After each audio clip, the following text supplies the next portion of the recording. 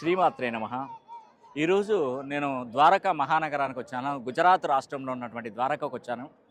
ఇక్కడికి రావడానికి కారణం ఏంటంటే, ఈ నెల జనవరి 10వ తారీఖున నేను శని హోమం చేయబోతున్నాను.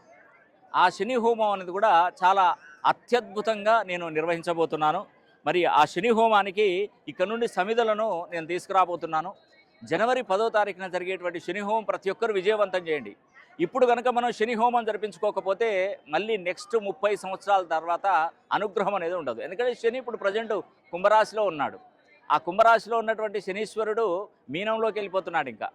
కాబట్టి ఆ ద్వారాలు క్లోజ్ చేస్తాడు ఇంకా. కాబట్టి ఈ కుంభరాశిలో ఉన్నప్పుడు మాత్రమే శని హోమం జరిపించుకుంటే 12 రాశుల వారికి నెక్స్ట్ 30 సంవత్సరాల దాకా ఆ శనీశ్వరుడు మనపై ఎప్పుడు కూడా అనుగ్రహం కురిపిస్తూనే ఉంటాడు. ఈ అవకాశాన్ని కనుక మీరు మిస్ చేస్తే, నేను ద్వారకా ఉండి నేను ఆ స్వామివారి సాక్షిగా చెప్తున్నాను, మిస్ కావద్దు అసలే. మీరు బాగుపడాలి, మీ ద్వారా ఇంకో 10 మంది బాగుపడాలనే ఉద్దేశంతో చెప్తున్నాను. ఈ పవిత్రమైనటువంటి ప్లేస్లో ఉండి చెప్తున్నాను.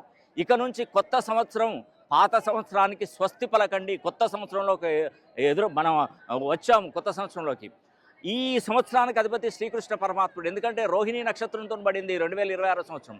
అందుకే మొట్టమొదటి దర్శనం నేను ద్వారకా ఆ యొక్క శ్రీకృష్ణ పరమాత్ముని దర్శించుకున్నాను. ఇంతకంటే నా జన్మం ఇంకా నాకు ఇంతటి అదృష్టం అనేది నా జీవితంలో నేను చూడలేనండి. ఎందుకంటే ఇక్కడికి రావడం, ఆ స్వామివారిని దర్శించుకోవడం, మీకు ఈ శని హోమం గురించి వివరించడం నాకు జన్మ జన్మల పుణ్యఫలం అండి.